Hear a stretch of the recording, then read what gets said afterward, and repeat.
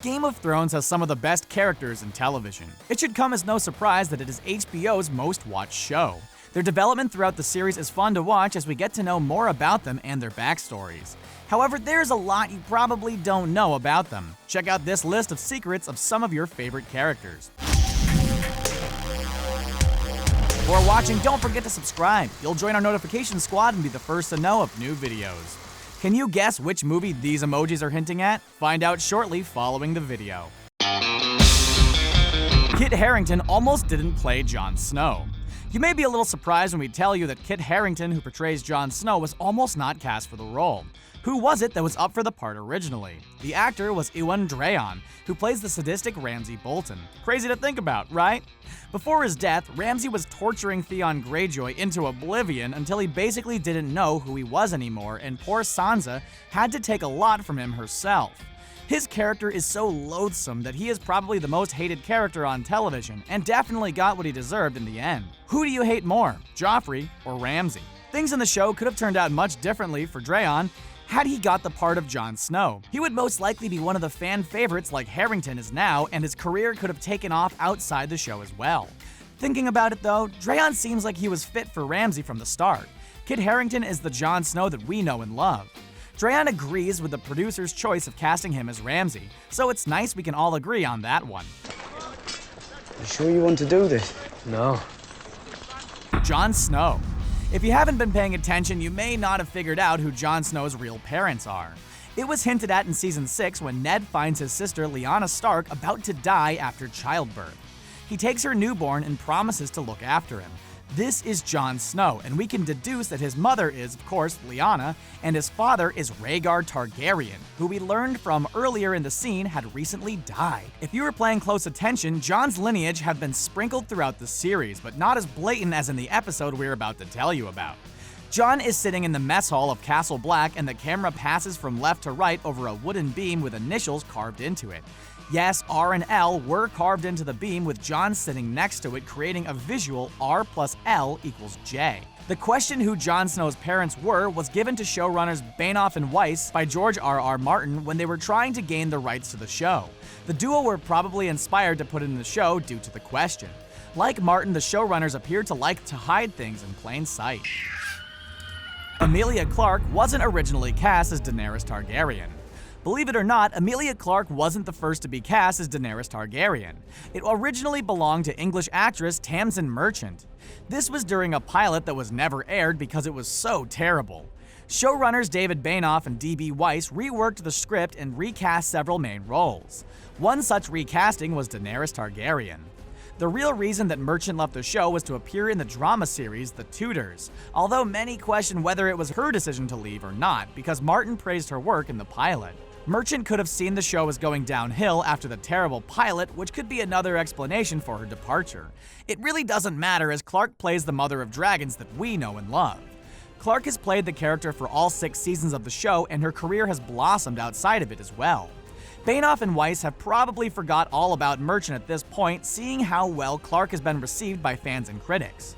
We're all very fortunate the show found their footing and has been going very strong. No wonder it's HBO's most watched show of all time. Your hands off me, woman. Don't enter without an invitation, man. Brienne of Tarth.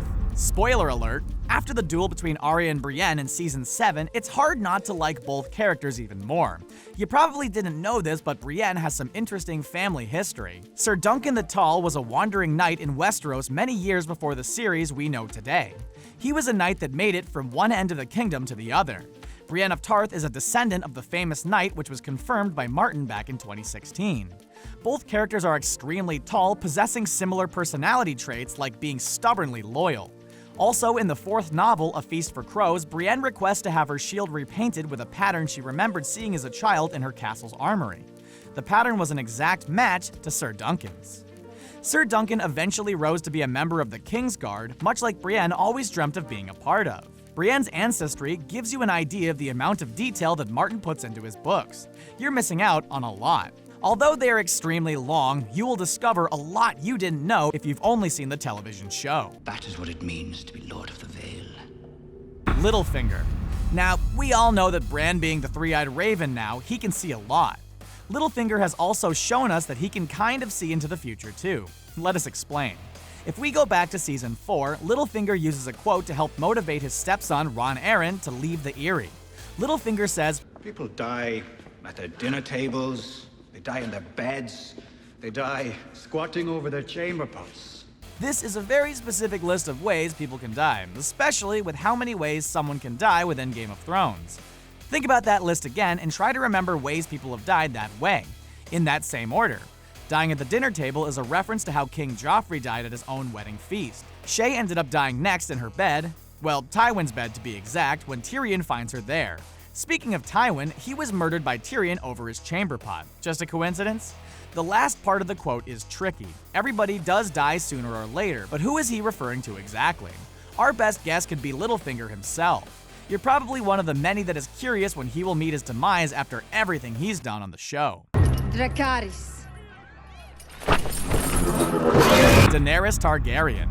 You may have to search your memory for this Game of Thrones scene from Season 1. It was a graphic one where Daenerys ate an entire horse heart to impress her betrothed, Khal Drogo.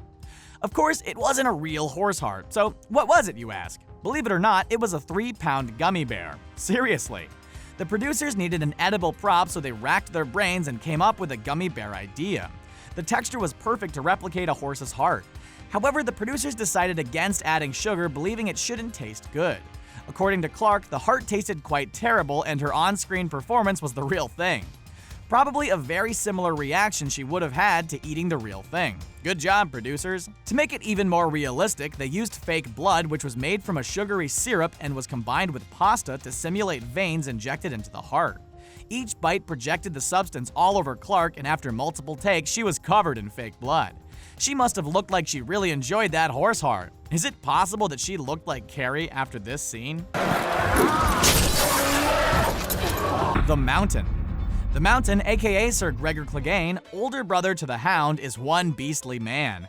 He is said to be the largest man in the Seven Kingdoms, and the most dangerous. He'll basically kill anyone or anything who steps in his path, or maybe even gives him the wrong look. If you didn't know, the giant of a man has been played by no less than 3 actors over 5 seasons of him appearing on the show. In Season 1 of the series, the Mountain was played by stuntman actor Conan Stevens. Stevens would eventually leave the show after the first season in order to play the Orc King Bolg in the Hobbit trilogy.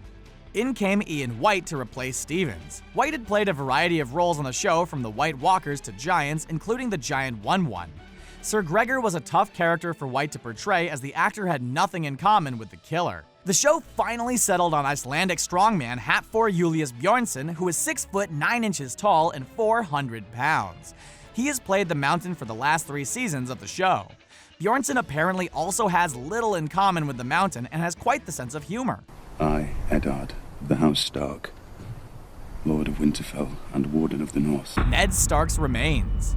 One part of Game of Thrones that leaves some scratching their heads at is whatever happened to the remains of Lord Stark. The guy just can't seem to catch a break. After his terrible death in Season 1, the bad luck that seemed to follow him and his family has stuck with his bones. After his head was removed in the episode Baylor, Ned's remains were taken to an unknown location for safekeeping.